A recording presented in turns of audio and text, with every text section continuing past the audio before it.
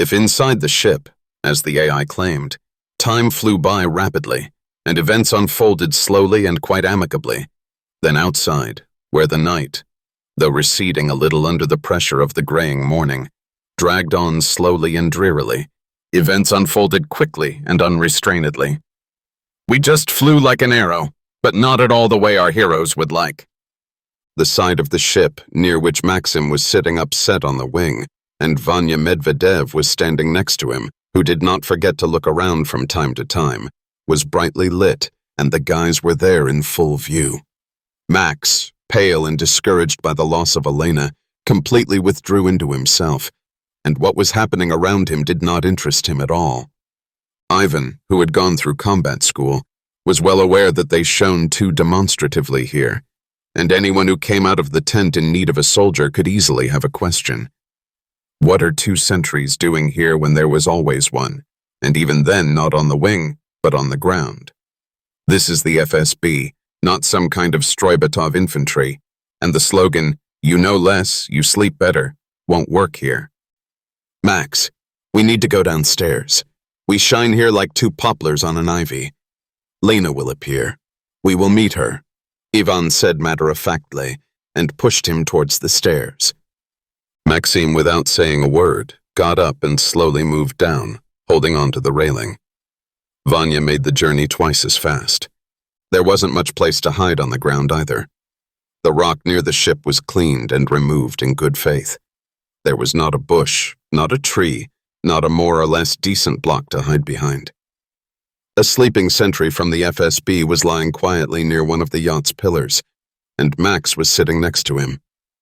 Ivan, on the other hand, began to portray a bored sentry, which he succeeded in doing at one time, guarding a lowered barrier, and gained undoubtedly necessary life experience. Everything seemed to be going as usual, where they were always lucky. It turned out that it really only seemed. Suddenly, the lights went out in almost the entire area, and this abrupt transition from the bright, but somehow dead white light flooding the third mountain to the instant darkness of the night could not help but alert. Only somewhere far along the perimeter on the opposite side of the dump, near the old secondment, and at the barrier at the checkpoint, single yellow lanterns continued to shine. Ivan immediately realized that this was not a short circuit, of course, and he needed to get out of here as quickly as possible. But he couldn't leave Maxim, who was not quite adequate. The only thing he managed to do before things took a really bad turn was poke Max in the neck and pin him to the ground. He himself sprawled on his stomach behind a support, hiding behind a sleeping FSB officer who did not react to anything. Out of habit, Ivan put the automatic rifle in front of him, but with the remnants of his mind, he realized that it was impossible to remove it from the safety. This is not Chechnya with its spirits. A second later, they were hit in the eyes by a very bright light from 2 powerful searchlights located behind the tents, and they would again have appeared in full view of an invisible enemy in a clearly outlined yellow spot, if not for the support of the ship, which provided some kind of shelter. The rest of the military camp remained in darkness, and it was simply impossible to see anything in such a situation. The harsh voice, amplified by a megaphone, was not at all unexpected for Ivan. It was exactly what he had expected. Maxim didn't even raise his head. Either he was confused or he was really scared, or he completely fell out of reality. Attention, you are surrounded and all resistance is useless. Snipers are looking at you, and any attempts to change the situation will lead to negative consequences for you. I suggest you leave your weapons in place and come out one at a time with your arms outstretched. After a short pause, a sad suggestion was made. A minute to think. It seems that the invisible commander decided not to enter into any negotiations, not to talk too much, but to immediately take the bull by the horns. Ivan did not have time to figure out anything, as he heard the continuation of the speech, which did not please him at all. I'm warning you, if at least one of my fighters falls, I don't care from what, I will immediately open fire to kill. There was another short pause. A minute has passed. Vanya was an experienced scout and did not believe in the voiced horror stories. Well, who's going to shoot at a potential tongue which moreover climbed up to you and got into a tight ring, from which it's almost impossible to get out. He certainly won't jump down from a dump without a parachute from a height of 70 meters. And the fact that potential tongues don't have any parachutes in such a bright spotlight, you could see even without glasses. The days of kamikaze are over, but it's still worth haggling. It's worth stalling for time. True, the strict commander gave only a minute, but a minute is such a stretch. Okay, to hell with you. Bank, Ivan shouted, remembering his favorite movie about Zheglov. But we need guarantees, he added offhandedly, starting to stall for time. Maybe something will change. The owner of the Matugalnik turned out to be a man with humor. However, his humor was specific, and he seemed to like Gaidai's films more. They'll give you guarantees at the morgue, he bellowed into his megaphone. But Vanya wasn't one of the squishy ones either. He grinned ominously, trying to rouse Maxim. We're not used to retreating, he said louder. Is it okay that your soldier is lying in front of me and my gun is at the back of his head? Don't you feel sorry for the young? Yes, and I have a hostage. The pause said even more than Ivan had expected. Yeah, I was doubtful, loud-mouthed. Call the elder. I'll talk to him. You've done your job. He decided to sweeten the pill. Yes, and turn the light a little to the side. It hurts my eyes. We won't run away. While the commander of the remnants of the awake garrison was thinking what to say to the impudent man, Ivan quickly gave an introduction to the slightly revived Maxim. Max finally realized that if they fall into the hands, or better yet, the clutches of counterintelligence, they definitely won't be able to help Lena. He still believed that his wife was in trouble, compared to which the problems of the failed Jedi mission were pure nonsense in vegetable oil. But he'll show them anyway, the assholes, and then he'll help Lena. So Max, you crawl completely behind the support and quickly undress there. All the camouflage, helmet, machine gun, everything is in the dump. You're my hostage. I don't think they've really looked at your camouflage. You're wearing a similar jacket, so it'll work out at first. By the way, he nodded at the sleeping sentry. He needs to be undressed too. It's like I'm wearing his camouflage. I don't think they found our first ones, he said, referring to the undressed soldiers from the mobile ambush. The man with the megaphone, who also, as it turned out, had a specific sense of humor, and also watched Govorukhin's film, decided to clarify the situation and shouted without his mouthpiece. Hey, hunchback, why are you trying to make a hunchback for me here? How did you get a hostage here? Did you bring him with you? Then he's not a hostage, but an accomplice. Can you tell the difference? Without noticing it, the officer, who had started the debate briskly, got involved in the conversation, but he only gave a minute to think. Ask him where he came from. He promised to take me to the ship, but he couldn't. So if anything, I'll finish it with a clear conscience, Ivan replied under Maxim's puzzled gaze. The commander of the Special Forces was probably not a master negotiator. He took a break again, which Vanya did not fail to take advantage of. Max, we're going to have to go out anyway. You're dragging a soldier, and I'm coming with a machine gun from behind. Don't rush with your measure. Let's get closer first. The main thing is not to turn them off. I mean, don't put me to sleep. They had figured out something about this plan. Otherwise, the officer would not have mentioned the falling ones. Try to neutralize him first. What was it Lena said? Send it over the hill, wasn't it? Well, or something like that, so they don't figure it out right away. And when you're sure everyone's here, then turn them all off. Except for me, of course. He allowed himself a smile at the end of his quick speech. A few minutes later, after the FSB commander twice invited Vanya to leave with his hands up, he decided that the time had come, once again discussing with Maxim all the details of his release. They were ready, and they had no other way. Maxim heaved the naked sleeping sentry onto his shoulders with difficulty and slowly walked into the darkness in the direction of the voice, which was again amplified by a megaphone. 3 meters behind, Ivan was walking with his arms spread wide, in one of which he held an unfastened horn, in the other a machine gun. When they left the spot of light illuminated by the spotlights, it shone all over the site again, Someone clearly kept his finger on the pulse and controlled all the twists and turns of the negotiations. In front of a picturesque group of unsuccessful ship invaders, 12 fighters in full gear with machine guns in their hands were positioned in a semicircle. And these machine guns were mostly aimed at the same soldier standing behind the porter with an unconscious body on his shoulder, but wearing sneakers. Seeing his fighter on Maxim's shoulder in such an unenviable position, the commander literally gritted his teeth. "Well, bitches, you're going to answer for this." "For what, Commander?" Ivan decided to play the fool. "For everything. Just tell me how you put them to sleep first. If at least one falls now, I'll shoot you in the leg." He defiantly pulled a pistol from his holster and pointed the barrel in Ivan's direction.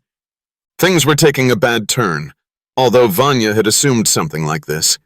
But he continued to play the chosen role of a simpleton. "How's that?" Just like that. He held out his palm with outstretched fingers, twirled it in the air, and clenched his fingers into a fist a couple of times, as if he were smart enough to understand everything, but phlegmatically added, "With Floratane. You've heard, haven't you?" And he smiled. I decided to play the fool. The Special Forces soldier became even more enraged. "Let's play. Take him," he quietly and ominously commanded the soldiers standing next to him. But suddenly he gasped and looked helplessly in one direction, then the other. Something was obviously happening to him, and not very good, but he held on, biting his lip. "So, Sazonov, in charge. Don't stand on ceremony with this one, and even this one." He nodded at Maxim, who was still holding the soldier on his shoulder. "Hold it. I'll be right there." And he quickly disappeared behind the tents, waving the pistol in his hand in time. Ivan breathed a sigh of relief. So far everything is going according to plan. If only Maxim didn't hurry up. They must have found a lot of people sleeping, since they laid everything out so clearly. Sazonov, standing on the flank, did not even have time to take office. He also failed to command his fellow soldiers. He also clutched his stomach just a second later. Guys, you, take care of these." He nodded his head in the direction of Ivan and Max with a sleeping sentry on his shoulder. "I don't feel well either. I'll be quick." And then he almost skipped off into the shadows of the tents. Maxim, tired of holding the overweight soldier on his shoulder, first tossed him up, then leaned to the side, demonstrating a desire to drop the heavy load, and, attracting everyone's attention, asked rather sharply, "Do I have to hold him for a long time? I'm not Jabotinsky after all." He recalled the weightlifter from his early childhood. Two soldiers standing next to each other, in the absence of their senior, looked helplessly around, threw their machine guns behind their backs, and intercepted Maxim's unconscious body. One put his hands under Tom's armpits, the other took his legs. They just stood there, looking around, not knowing whether to put their friend on the ground or drag him into the tent. Finally, someone, probably a medic from the line, commanded, "Bring it to me. I'll take a look now." After they left, the group of guards decreased by a third, but there was no longer any tension in the air, and everything would have been fine if it hadn't been for the commander, who returned at the wrong time from behind the fence and continued to hold a pistol in his hand. "What the hell is this?" the officer shouted sharply, not yet out of the shadow of the tents. "Why hasn't he been hobbled yet? Sazonov, motherfucker!" And without finishing his accusatory monologue, he abruptly turned around and ran off into the darkness again. A light laugh was heard among the soldiers, which somehow brought Ivan closer to the guards, who felt a kindred spirit in him. Everyone has their own job, nothing personal. And our captain seems to have eaten something wrong. Yes, and Sazonov is with him. "Oh, guys, my stomach is twisting too," someone from the disordered line suddenly said. "I'm also... It's in the bushes." "Maybe we're all poisoned, eh?" A fourth person shouted almost in panic. Ivan waved his hand resignedly, defiantly sat down on the ground, folding his hands in his lap. "Yes, all of you run. I'm not going anywhere. I'm going to sit here and wait for you all to—" Maxim laughed out loud and also sat down a little apart from his former escort, as if he was still afraid of him. And surprisingly, the soldiers, shifting from one foot to the other, surreptitiously looked at each other, then reluctantly, but gradually accelerating, rushed in the direction where the captain and Sazonov had run. A minute later, no one was guarding the guys. Everyone was busy with more serious matters. "Max," Ivan asked cautiously, making sure that no one could hear them, "aren't you overdoing it? The Wolfman's captain is experienced. If he has figured out something about the fallen asleep, then he can guess here too." I looked around again. "Keep your eyes open. Or better yet, knock him out completely, just not by sleeping in some other way. And it's better that the soldiers see that we have nothing to do with it." As soon as he managed to say this and turn away from Maxime, an enraged captain in an unbuttoned jacket ran out from behind the tents, brandishing a pistol and heading straight for Ivan, at the same time raising the pistol to chest level. "That's it, bitch! Pray!" he shouted from afar. To be honest, Vanya was scared.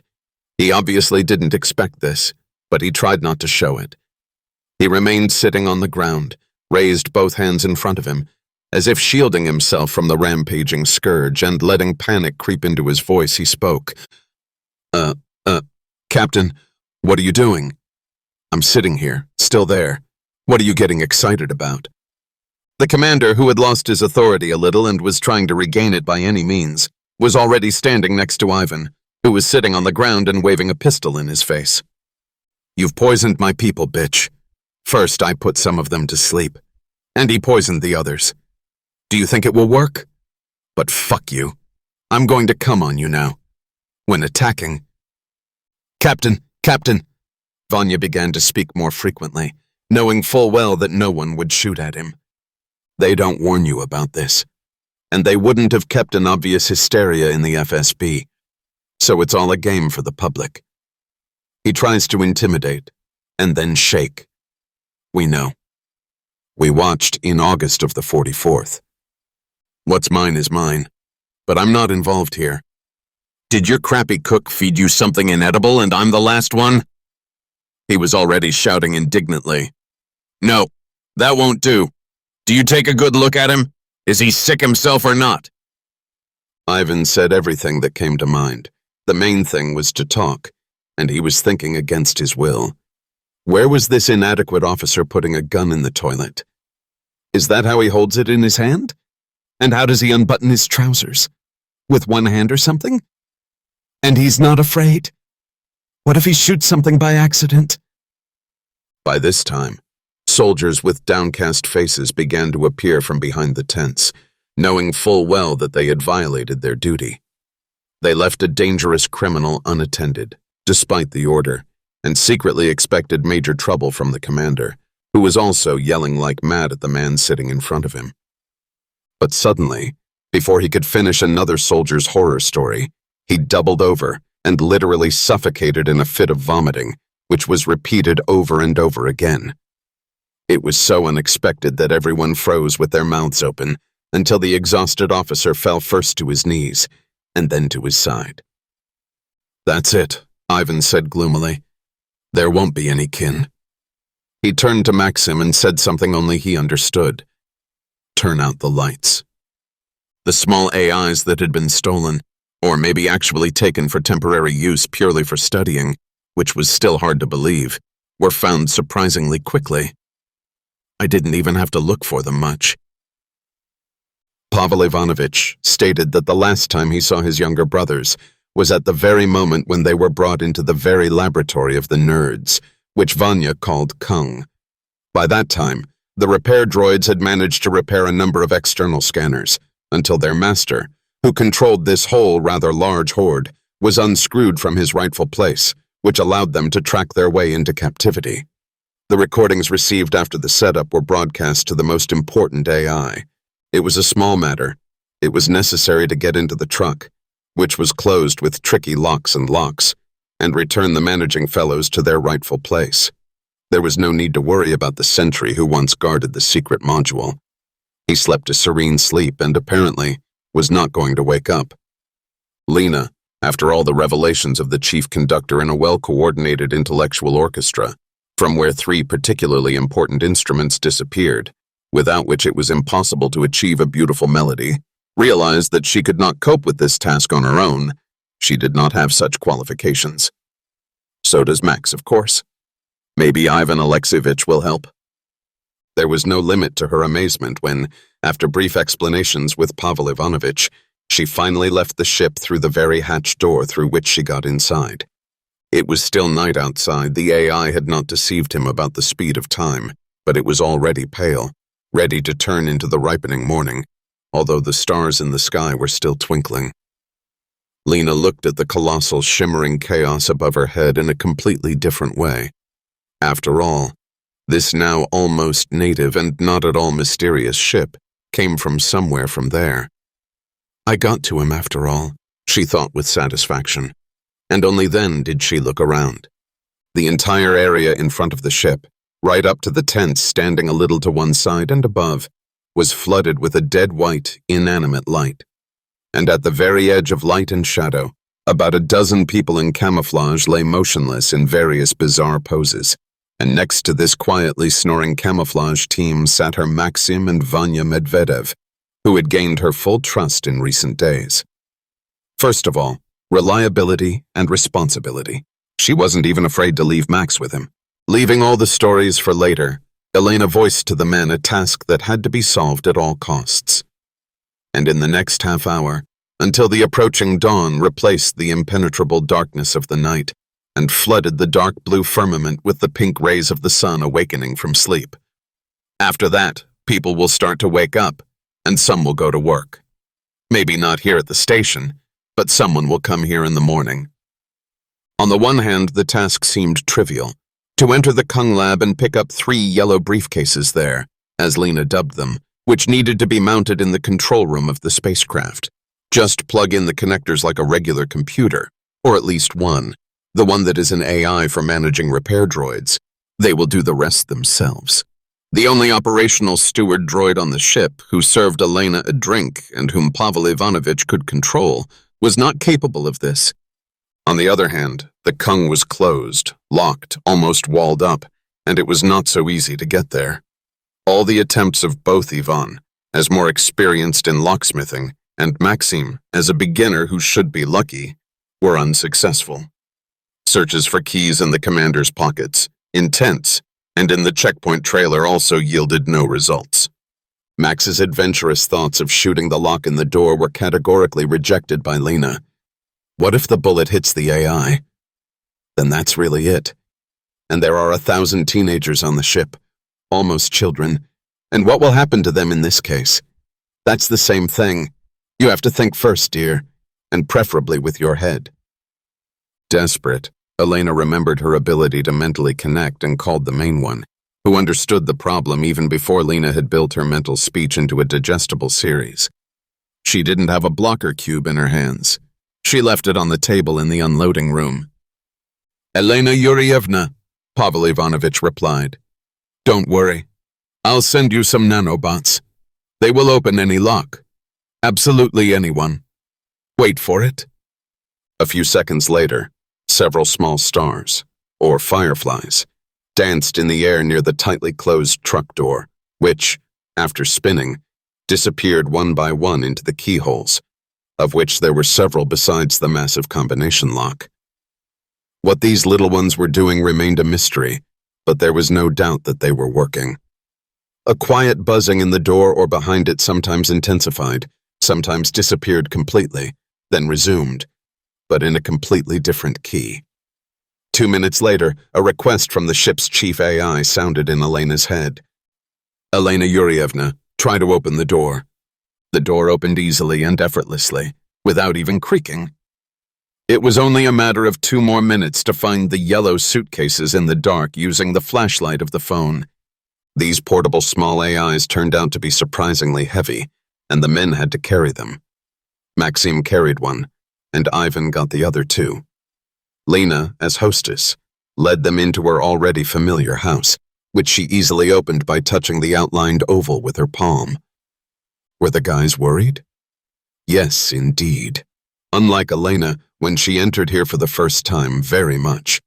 And when, at the end of the light path that led them directly to the control room, they were greeted by a translucent light green Pavel Ivanovich. And even speaking Russian, they simply froze. And if it hadn't been for Elena, who gave them a good punch, they would have stood there with their mouths literally open. I had to work, and work fast. It looks like Pavel Ivanovich was worried himself.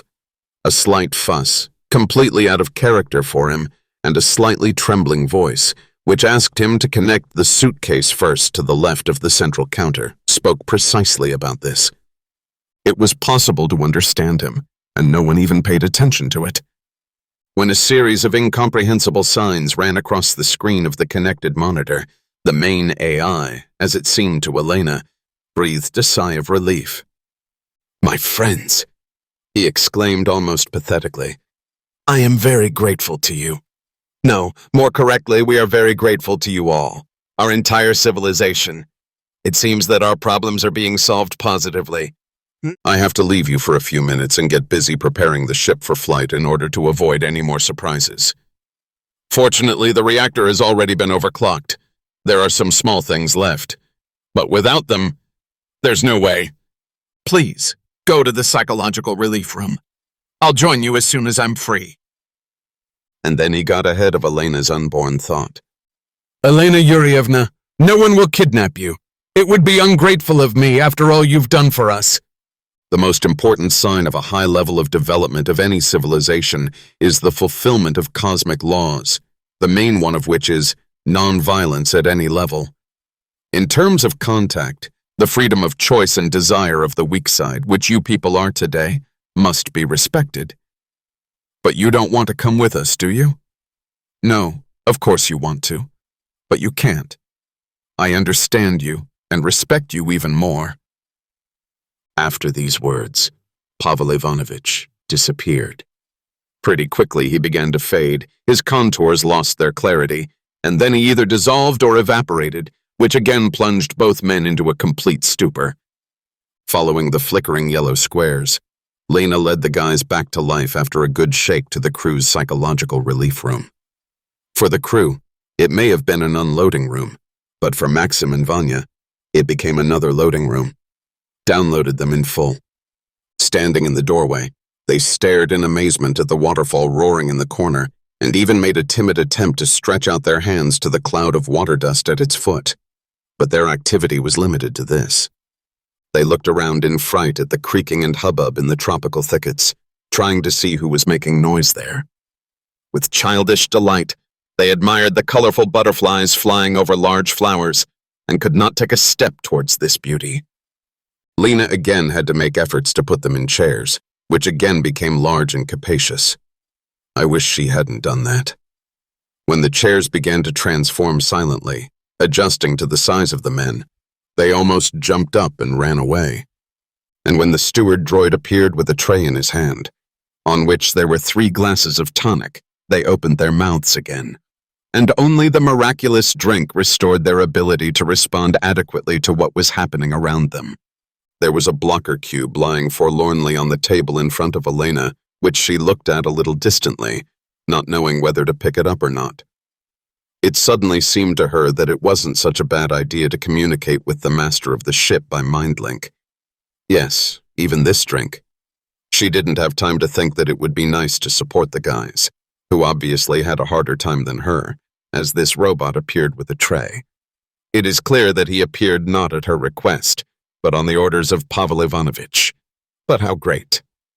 Lena decided to test her abilities once again, although she understood that distracting the main AI while preparing the ship for flight was not very good. But he's a 7th-generation AI. It's probably cooler than Julius Caesar, who could do several things at once. And as if responding to her mental appeal, a screen flickered on the wall, and she once again, along with her friends, watched amazing footage of the Earth's distant past. For Max, the sardonic smile of the saber-toothed creature after defeating the thick-skinned hippopotamus turned out to be such a shock that, without realizing what he was doing, he grabbed Ivan's shoulder and squeezed his hand like a vice. To Ivan's credit, he did not even react to this, absorbed in seeing the miracle of nature. Pavel Ivanovitch appeared in the hall half an hour later, when the horror film from the distant past of the planet was completed, and the tonic, the effect of which was appreciated by both Maxime and Ivan, imperceptibly ended. The solemnly smiling greenish face spoke volumes. It looked like the adventures on the third mountain were coming to an end, and the guys felt it. Ivan, who had become himself after taking the tonic, looked at Lena attentively and warily, and she couldn't help but feel it. She looked at him, nodded and smiled, making it clear that she remembered everything. Pavel Ivanovitch, her voice was neutral. We understand that you are ready to leave, and now nothing prevents it. Except for our presence here. Of course, we still have a lot of questions that we would certainly have asked you if it weren't for the circumstances. In any case, we are very grateful for your kind attitude towards the inhabitants of the Earth, despite some excesses that have arisen. Before saying goodbye, I want to ask you for help. The AI casually glanced at the thought blocker lying on the table, chuckled in a completely mundane way, and stated, Elena Yurievna, you don't have to continue. I know everything, and I think that fulfilling your request is the least we can do to thank you and your friends for all that you have done for our civilization. But to do this, we need to bring Ivan Alexeyevич's wife here, and the sooner the better. It will take you 2 hours to recover, and you need to leave here before new people start appearing at dawn. I'll prepare the medical capsule, and you go get the patient. And Pavel Ivanovitch disappeared again. Vanya, standing up from his chair and still clutching the armrests, looked at Elena with disbelief. Is it possible? What is it? He whispered. Is my Lena really going to be able to walk? And he added almost in a whisper, So, not for nothing. Elena Yurievna ignored his last phrase, but spurred on her own. Run, Vanya! You still need to get to the Amshanik! To the car! Ivan suddenly straightened up abruptly and looked at her in a completely different way. No, I'll take the jeep. There's a military jeep parked at the checkpoint with the keys in the lock, like the one that was chasing us. When I was looking for the keys to the Kung, I looked there. Then he turned to Maxim. Max, are you with me? The two of us will be faster so that we don't have to worry about the stroller. Maxim smiled, happy for his friend, but answered grumpily. You don't have to ask. Ivan carried his wife out of bed and dressed only in pajamas onto the ship, almost running up the stairs at the wing. A small cargo platform. Several droids were already waiting for him in the airlock, and Pavel Ivanovitch himself was standing modestly at the door. Vanya carefully laid the perplexed Elena on a soft bed covered with an unfamiliar material, squeezed her hand tightly and blinked encouragingly. Trust me. Everything will be fine. Afraid of wasting an extra minute in case it wasn't enough, he didn't even bother to tell her any details of the manipulation awaiting her. He just said that the aliens had agreed to treat her. Although, to be honest, he himself did not know what awaited her, but he unconsciously believed Elena Yurievna, Maxim's wife, and the AI, and himself. When the droids left the free-floating platform with the priceless cargo, Ivan seemed to freeze, afraid to move. Then he turned to Maxim. Max, go to Amshanik to get our Hyundai. I can't do it. And he sank helplessly onto the floor of the airlock, putting his hands on his bent knees. After a while, he and the remaining Elena moved into the unloading room. She had already become quite familiar with mind communication and ruthlessly exploited the ship's owner, who seemed to only enjoy doing her bidding. So this time he turned on the running light so that his guests would not get lost. Say what you will, but the ship was still huge and it was impossible to get to where you wanted, even the third time without a hint. The wait dragged on, and even in a room where there were so many temptations, Ivan could not find a place for himself. He walked gloomily from corner to corner, then froze at the waterfall, then approached the tropical thickets and listened to the hubbub of hiding birds, then sat down in a wonderful transforming chair, which he no longer paid attention to. With each passing minute, his excitement grew, and no matter how hard he tried to control himself, he couldn't do it well. Elena, who was sitting quietly, only shook her head in silence until Ivan saw her. A couple of hours later, when his Elena entered the hall, accompanied by droids and Pavel Ivanovich, by herself without assistance, and she looked very impressive even in her pajamas, he turned away and began to cry. Not sobbing, of course, but crying the way men cry. Sparingly, quietly. He was embarrassed by his tears, but there was nothing he could do. I couldn't even get up and hug my miraculously healed wife until this monstrous tension of waiting subsided. And with that, the tears disappeared. Only then did he get up, hug his standing wife, as if touching her for the first time, and whispered softly in her ear, "I told you." Then almost to the warehouses, "Everything will be fine." They stood for a full minute, and there was no one around who wanted to disrupt this amazing feeling of happiness. Ivan woke up first, very carefully pulled away from his wife, turned to Elena, who was still sitting in the chair, took a couple of steps towards her, and suddenly knelt down. His eyes were moist, but there were no tears. "Elena Yurievna, Lena, I do not know how to thank you. If it were not for you, nothing would have happened. If you need my help," he turned to his Elena and corrected himself, "our help, in any form. We will do everything." Maxim, who had already returned and was also watching Ivan as he waited, jumped up to him and tried to lift him up. Vanya got up, hugged his friend tightly, and only said, "Max, well, you know." Only after the friends did Ivan turn to Pavel Ivanovich. "I do not know what to say to you, except my sincere thank you. If you only knew what it's like to see a loved one suffer and not be able to help them. It's very hard. Now, thanks to you, there are several more happy people in the world. Thank you." And bowed in the most authentic way, as they say in the belt. Elena Yurievna would not have been herself if she hadn't asked the main AI before parting. "Pavel Ivanovich, won't your takeoff hurt the soldiers? They're still sleeping. Or maybe they should be dragged away." He just smiled silently, and Lena understood everything. She believed Pavel Ivanovich. An hour later, when Maxim and Elena had vowed to come to the Medvedevs with little Alyosha over the weekend, and were now returning home, Maxim suddenly slowed down and asked his wife, "Len, but we still didn't find out why my dead were glowing. And where did I get these anti-medical abilities? And you have the gift of foresight. And what was that mist over the village? For what? And a lot more." Lena thought about it, then put her hand on her husband's shoulder and stated as a matter of course, "So we have to get to this Celia somehow. We'll figure it out there for sure." Maxim, who had learned a lot about his wife over the past 6 months, suddenly slammed on the brakes and, frightened, almost screamed, "How?" "I don't know yet," Elena replied, smiling, deliberately emphasizing that cherished word, "bye."